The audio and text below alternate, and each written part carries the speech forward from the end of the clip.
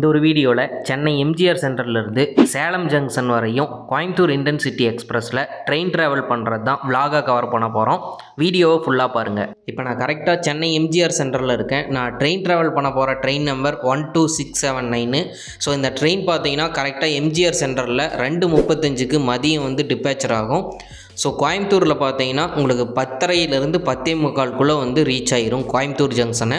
Super fast express தான். நான் இந்த ட்ரெயினில் பார்த்தீங்கன்னா சேலம் வரையும் தான் ட்ராவல் பண்ண போகிறேன். ஸோ சேலத்தில் பார்த்தீங்கன்னா கரெக்டாக 7:15 ரீச் ஆகிருன்னு மென்ஷன் ஆகிருந்துச்சு. ஸோ கரெக்டாக பார்த்தீங்கன்னா 2:35க்கு ட்ரெயின் மூவ் ஆச்சு. ஸோ அப்படியே நேச்சுரலான பிளேஸை பார்த்தேன். அப்படியே வீடியோவில் கவர் பண்ணலான்னு சொல்லிட்டு நம்ம அப்படியே வீடியோலையும் கவர் பண்ணிட்டோம். ஸோ அப்புறம் கொஞ்சம் தூரம் போனதையும் பார்த்தீங்க மழை பக்காவாக பெஞ்சிச்சு. ஸோ மழைக்கும் அந்த காற்றும் பார்த்தீங்கன்னா ரொம்பவே கூலிங்காக இருந்துச்சு. ட்ராவல் பண்ணும்போது என்ஜாய் பண்ணி ட்ராவல் பண்ணுற மாதிரி இருந்துச்சு. ஸோ அப்படியே கொஞ்சம் தூரம் போனதுக்கப்புறம் மழை அப்படியே ஸ்டாப் ஆயிடுச்சு. ஸோ அடுத்ததாக பார்த்தீங்கன்னா ஆப்போசிட்டில் இந்த மாதிரி ரயில் போயிட்டு இருந்துச்சு. ஸோ அதுவும் அந்த வியூ பாயிண்டெல்லாம் நல்லா இருந்துச்சு. ஸோ அதையும் கவர் பண்ணலான்னு சொல்லிட்டு அப்படியே கவர் பண்ணியிருந்தேன். அப்புறமேட்டு நிறைய தென்னை மரம் எல்லாமே இருந்துச்சு. மழை நின்னையும் அதை பார்க்கும்போது அவ்வளோ நேச்சுரலாக இருந்துச்சு. ஸோ அதையுமே வீடியோவில் கவர் பண்ணலான்னு சொல்லிட்டு அப்படியே கவர் பண்ணிட்டேன். ஸோ இப்போ நீங்கள் வீடியோவில் பார்த்தீங்கன்னாவே தெரியும் எந்த அளவுக்கு நேச்சுரலாக இருக்குதுன்னு சொல்லிட்டு. ஸோ அப்படியே ட்ரெயின் மூவ் ஆகிட்டே இருந்துச்சு. திரும்ப பார்த்தீங்கன்னா ஒரு சூப்பரான ஒரு கிளைமேட்டை பார்த்தேன். மழை பெய்ய ஆரம்பிச்சிருச்சு.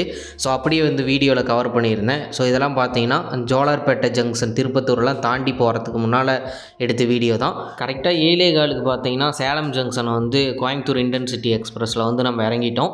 ஸோ ட்ரெயின் பார்த்தீங்கன்னா ஒரு 1/2 hour லேட்டு. 7:15க்கு ரீச் ஆகிற மாதிரி மென்ஷன் ஆயிருந்துச்சு.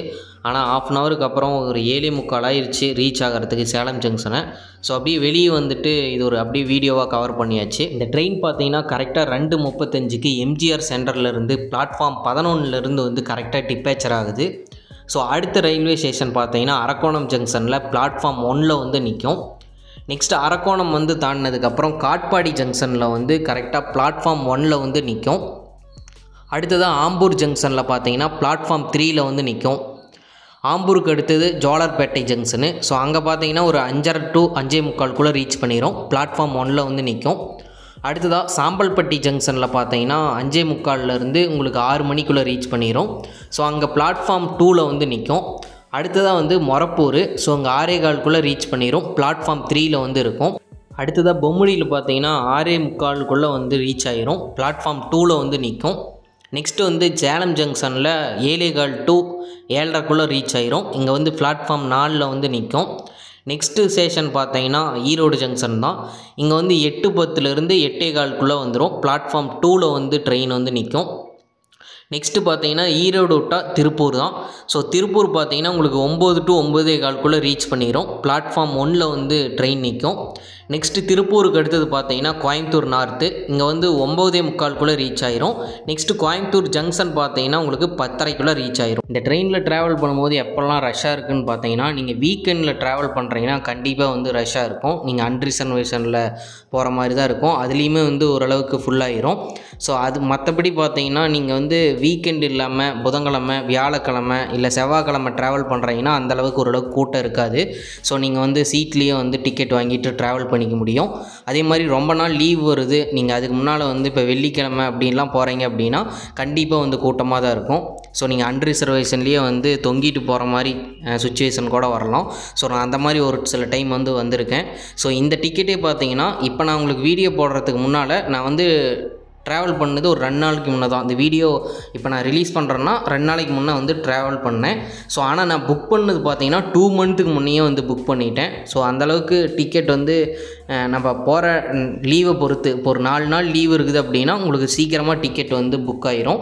ஸோ அதை பொறுத்து இந்த ட்ரெயினில் டிக்கெட் புக் பண்ணுங்கள். ஸோ நாம் இந்த ட்ரெயினில் புக் பண்ணியிருந்தது பார்த்தீங்கன்னா 2S தான். ஸோ செமி ஸ்லீப்பர் மாதிரி நம்ம சாஞ்சிக்கிட்டே போய்க்க முடியும்.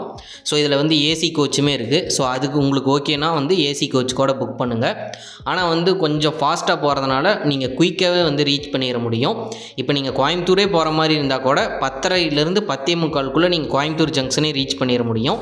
நீங்கள் அன்டைமில் ட்ராவல் பண்ணணுன்னு அவசியம் இல்லை. ஸோ அதுக்கு முன்னையே நீங்கள் ரீச் பண்ணிடலாம். ஆஃப் டே மட்டும் நீங்கள் ஆஃபீஸில் பர்மிஷன் வாங்கிட்டு நீங்கள் இந்த ட்ரெயினில் ட்ராவல் பண்ணீங்க அப்படின்னா. ஓகே ஃப்ரெண்ட்ஸ், நான் இந்த வீடியோவில் கவர் பண்ண ட்ரெயின் ட்ராவல் உங்களுக்கு பிடிச்சிருந்துச்சுன்னா மறக்காமல் இந்த வீடியோக்கு ஒரு லைக் பண்ணிக்கோங்க. நீங்கள் யாராச்சும் இந்த ட்ரெயினில் ஆல்ரெடி ட்ராவல் பண்ணியிருக்கீங்களான்னு சொல்லிட்டு மறக்காமல் கமெண்ட்ஸில் சொல்லுங்கள். உங்கள் ட்ராவல் எக்ஸ்பீரியன்ஸ் எப்படி இருக்குதுன்னு நான் தெரிஞ்சுக்கிறேன். இன்னும் நம்ம சேனலில் நீங்கள் சப்ஸ்கிரைப் பண்ணாமல் பார்த்துட்டு இருந்தீங்க அப்படின்னா சப்ஸ்கிரைப் பண்ணிவிட்டு இன்ஸ்டாகிராம்லேயும் ஃபாலோ பண்ணி வச்சுக்கோங்க. நெக்ஸ்ட் ஒரு ட்ராவல் vlogல பார்க்கலாம். Bye friends.